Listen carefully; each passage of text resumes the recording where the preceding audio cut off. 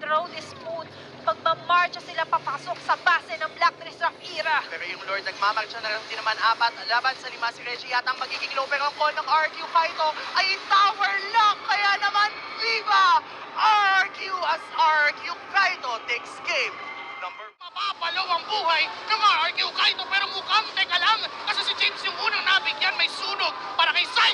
Pero si Palos pa rin ang makakakuha ng retry para sa Lord. Kaya naman RQ Kaito mapapwersang mapalayo. May diversion play pa. Gusto pa ng Echo. Naghahanap pa ng dugo. Si X-Nova yung natagpuan. May immortality pa naman yan. Nandiyan din naman si Mingwin. Nandiyan din naman si Sai. Pero mukhang wala na yung immortality. Wala ka ng pangalawang buhay. Isang kalmot. Wala ka na ang side ng Echo Proud. Sa pintuan ng kaharian. Dalawa ang wala. Mukhang napigilan pa yung virus na siya gagawin ni Burns. Burns is down. Iniisa-isa ng mga orca ang buhay. Pero base pa rin. 1-1 para sa serye na to. It's Echo Proud. Lumalabas sa likuran kasi napipigilan siya ng Echo Proud. Ngayon may Lord na nagmamarcha 5 laban sa 5. Gitna yung punta at mukhang dediretso pa. Ngayon Echo Proud kumakatok. Hindi na nga yata kakatok kasi pwepwersahin ang pagpasok. Denjiro is out of the equation for RRQ Kaito pero may Earth Shatter doon. Kaso nga lang di pumasok at si James tumatower lang ang orca. Bigla-bigla na lang sa isang kisap mata. It's a match point for Echo Proud! At si Aizawa yung kukunin nila. Ngayon nakaisa na ang RRQ Kaito at mukhang naghahabol pa rin sila. X-Nova!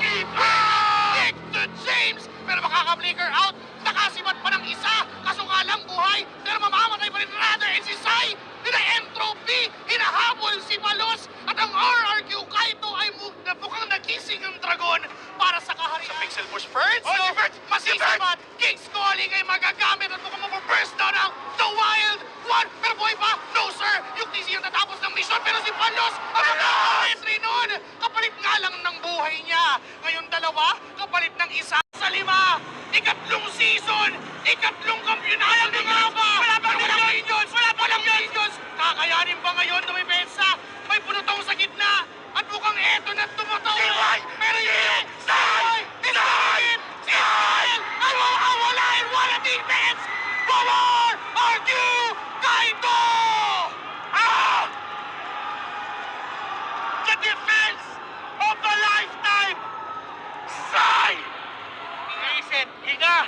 Hingang malalim. Para sa kailangan natin huminga. Pero sa X-Nova mukhang hindi napapahingahin. Immortality hinatak pa ni James. Kaso nga lang, si Yukti ay wala na. Sai is still doing it for RRQ Kaito. Triple kill. 3 men down from Echo Proud. At mukhang hindi na mag-Lord ang kaharian. Si Plan si Denjiro at nagsa-start na ng Lord. Paano? Saan? Kailan? Anong nangyari? Lord is down! Aizawa is down! Palos! Palos na lakas! Palos na lang ang nag-iisa! At mukhang eto na talaga! RRQ Kaito will extend the series to game number 5! Change! 10K, make it 9. Kaso si Palos ay lalapitan na ni Birds. 5 laban sa isa. Kanino mapupunta? Pero paano mo maaagaw kung yung buhay mo ang makukuha? Palos? Ang RRQ Kaito. Pero yung gitna ang uunahin nilang butasin. May possible hook naman galing kay Ishkael. Pero pinagpapantay-pantay ng RRQ Kaito yung 3 lanes. Echo, sila ay nasa loob na ng base. Yung Lord ay pumapasok na dito. Bumabakit na sa torre. And may snipe na manggagaling kay Sai. Tumpa na yung mga torre. Ang taas pa ng buhay ng Lord. 5 pa rin ang buhay sa RRQ Kaito. Last insanity para pasabugin ang mga members ng Echo Proud. Matagal na nating tinatanong kung naghahari ang kaharian at hanggang kailan, hanggang dulo, tuloy sa paglipad, tuloy sa pagangat. Viva RRQ! Viva! Change the history. We have ourselves new champions para sa MDL Philippines. Buddy, na nanonood ngayon, nandito sa studio, even for us casters, lahat ng mga tao na nandito na involved. This is one hell of a season. Ladies and gentlemen, your champions. Ang nakikita nyo sa inyong harapan, the undefeated Kings of Kings. Guys, the Kings with the crown. Para sa natin kay Odin, para sa interview. Congratulations, RRQ Kaito, the MDL Philippines Season 3 Grand Champion. Natuldukan na ng tagumpay ang inyong paglalakbay. And now, it's time to claim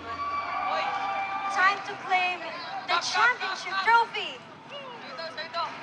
In 3, 2, 1. Ladies and gentlemen, your MDL Philippines Season 3 champion, RRQ Kaito! And now, let's welcome Mr. Jack. Boss AP na galing pang Indonesia. Boss AP! Boss AP! Boss AP! Boss AP! Isang chant naman dyan ng Viva RRQ. Game, game, game, game, game! Ako yung Viva, ako yung Viva. Atin to! Kaito! Viva! RRQ! And now, our finals MVP is none other than X-Nova! Congratulations! Nova! Nova! Nova! Nova! And so hard. Pang AP, would you like to say anything to the kingdom?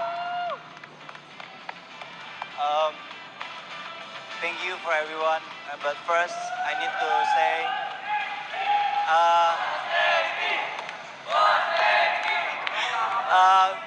good game, well played for Iko. Game 4, to be honest, I just like start crying. But I think it's the power of will. I think they give their heart for that game. So I think, thank you, RRQ Kaito. Thank you, thank you. Puso para sa RRQ Kaito. And again, hold your trophy and claim your Grand Finals trophy. Once again, bigyan natin ng